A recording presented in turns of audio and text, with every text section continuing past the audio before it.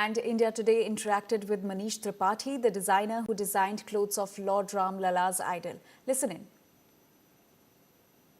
जब से अयोध्या नगरी में अपनी जन्मभूमि पर श्री राम लला विराजमान हुए हैं, अपने इस नए मंदिर में प्राण प्रतिष्ठा उनकी हुई है, तब से प्रतिदिन रामलला का पोशाक यहां पर आता है।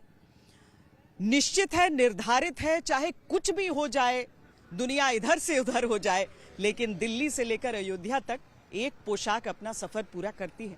और उसके पीछे का जो चेहरा है वो मनीष हमारे साथ इस समय है। मनीष त्रिपाठी लगातार इस काम में लगे हैं, तो इसीलिए हमने पूछा कि विवाह पंचमी के अवसर पर पहले से ही आपने तैयारी की होगी। भले ये न पता था कि उस दिन की ध्वजारोहण उसी दिन होगा, धर्म ध्वज उसी दिन लहराएगा, लेकिन आपकी तैयारी पूरी थी उस समय से, लगभग साल भर से।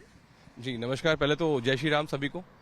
और बेसिकली क्या है कि जिस दिन से प्रभु की पोशाक की सेवा का सौभाग्य प्राप्त हुआ है, उस दिन से लगातार एक मन में विचार, एक सोच रही कि भगवान की जो पोशाक है वो इंडियन ट्रेडिशनल टेक्सटाइल की होनी चाहिए, भारतीय परंपरागत टेक्सटाइल्स की होनी चाहिए। और उस वजह से लगातार देश के विभिन्न हिस्सों से, विभिन्न प्रांतों से वहाँ की जो टेक्सटाइल है, वहाँ का जो क्राफ्ट है, उनको लगातार भगवान के चरणों में अर्पित किया जा रहा है। स्वाभाविक है कि पहले जब भगवान की डिज़ाइन करने का सौभाग्य मिला, उस समय हम लोग वैष्णव चिन्हों का प्रयोग आज भी कर रहे हैं और कर रहे थे। तो हम लोग चयन जब अपने फैब्रिक का कर रहे थे, तो वो फैब्रिक मतलब देखते थे कि उसमें वैष्णव चिन्ह है कि नहीं है, उसमें शंख, चक्र, गदा, मयूर ऐसे मोटिव्स हैं। धीमे धीमे करते करते इस प्रक्रिया में जब हम आगे बढ़े और इस क्रम में हमने तमाम लोगों से एक तरीके से एक राम भक्तों का, एक अनुयायियों का एक बड़ा एक सपोर्ट सिस्टम बनता चला गया।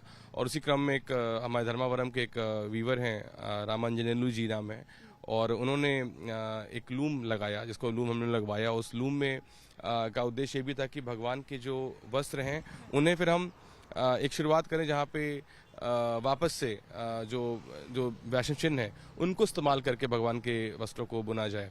और इस क्रम में कई सारे वस्त्र पहले भी आए और भगवान के चरणों में अर्पित हुए, लेकिन ये एक मौका और ख़ास हो गया कि आज ऐसे बड़े उत्सव के मौके पे आज वापस भगवान पुनः उस वस्त्र को धारण करेंगे। तो वो जिसकी जो स्पेशलिटी थी शायद आज लोगों को फिर पता लगे।